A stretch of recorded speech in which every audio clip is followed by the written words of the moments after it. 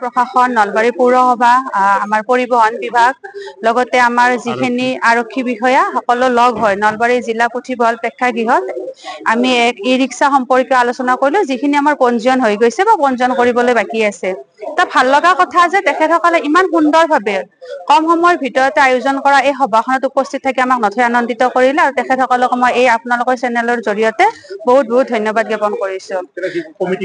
হয় আজি আমি যিখিনি ই-ৰিক্সা আমাৰ পঞ্জীয়ন হল গতিকে এই পঞ্জীয়ন ই-ৰিক্সাখিনিৰ মাজৰ পৰা আমি এখন কমিটি গঠন কৰি দিয়া হৈছে তেখেতসকলৰ মাজত যাতে সুন্দৰ পৰিৱেশৰ মাজেৰে তেখেতসকল চলিব পাৰে আৰু আপোনালোকে নিশ্চয় জ্ঞাত যে আমাৰ এই চৰকাৰখন কোনোদিন আন্দোলনৰ লগত নাই গতিকে আমি সুন্দৰভাৱে এক সুন্দৰ বাতাবৰণৰ মাজেৰে নলবাৰী চহৰখনক প্ৰতিনিধিত্ব কৰি আছো গতিকে এইটো দায়িত্ব অনুসৰি আজি ই-ৰিক্সাৰ চালকসকল তেখেতসকল আহিছে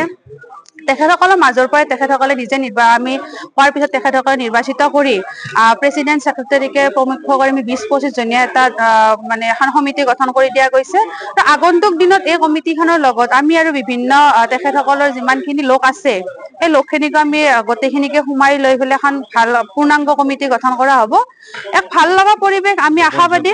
গতিকে আৰু আপোনালোকৰ চেনেলৰ জৰিয়তে আমি কৈছো যে তেখেতসকল আহিছে পঞ্জীয়ন কৰিব আৰু লগতে যিখিনি তেখেতসকলৰ নথিপত্ৰ কম হৈ আছে বা কিছুমানৰ ক্ষেত্ৰত কিছুমান নথিপত্ৰ নাই অলপ যুগুত কৰাতে সময় লৈছে আমি তেখেতসকলক এই ব্যৱস্থাটো কৰি দিম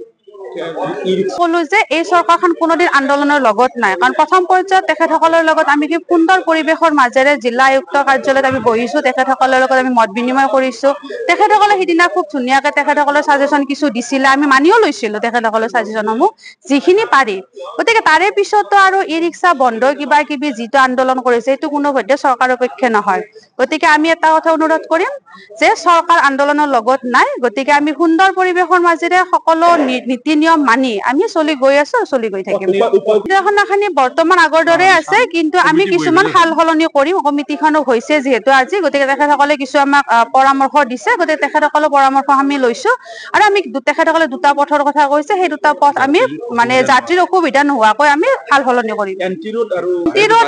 এনটি ৰোড আৰু পিএনচি ৰোডটো সাল সলনি নহয় কাৰণ সেইটো আপোনালোকৰ নিশ্চয় জ্ঞাত যে সেইটো আমাৰ বহুত মানে বহুত ব্যস্ত পথ গতিকে ব্যস্ত পথ দুটা আমাৰ সাল সলনি নহয় সেই দুটা যেনেকে আছে তেনেকে থাকিব বাকি আমি পল্লা ৰোড বা এনেকুৱা ধৰণৰ এইখিনি বস্তু আমি এবাৰ চাই ল'ম আৰু গোটেই কমিটিখন বহি কিনে এখন শৈক্ষিক উন্নত মানদণ্ডৰ নিৰ্ভৰযোগ্য ইনষ্টিটিউচন বিচাৰি আছে নেকি তেন্তে আহক এনইএফ গ্ৰুপ অফ ইনষ্টিটিউচন লৈ য'ত আপোনালোকে BA BCom BBA BSW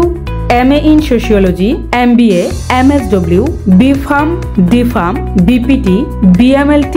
DMLT আৰু জিএনএমৰ বাবে নামভৰ্তি কৰিব পাৰে গুণগত শিক্ষা উন্নত মানদণ্ড আৰু সুসজ্জিত লাইব্ৰেৰী উন্নত ধৰণৰ লেবৰ সুব্যৱস্থা থকা এখন শিক্ষা অনুষ্ঠান যিখন গুৱাহাটীৰ মাছমজিয়া লখৰাস্থিত চাউকুচিত অৱস্থিত আমাৰ যোগাযোগ নম্বৰ হৈছে 9435666999 অথবা 9401174466 অথবা 9864649699 অথবা ভিজিট কৰিব পাৰে আমাৰ ৱেবসাইট লৈ www.nefcollege.org লৈ ধন্যবাদ।